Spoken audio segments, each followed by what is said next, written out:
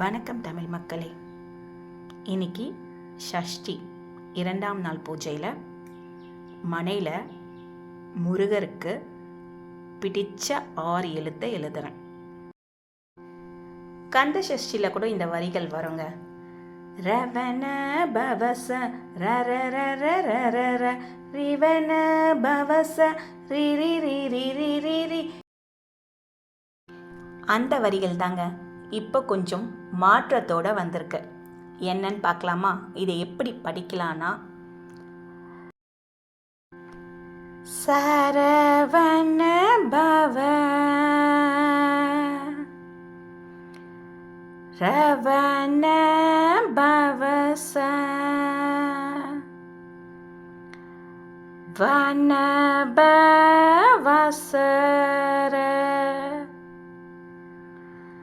நபவ சரவ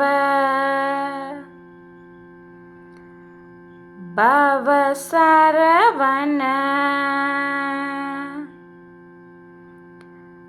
வசரவணப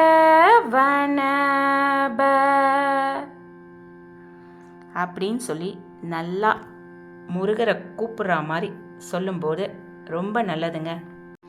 இந்த 6 எழுத்து 6 லைன் 6 வாட்டி சொல்கிறது கந்த சஷ்டியை 6 முறை சொல்வதற்கு சமமாம்.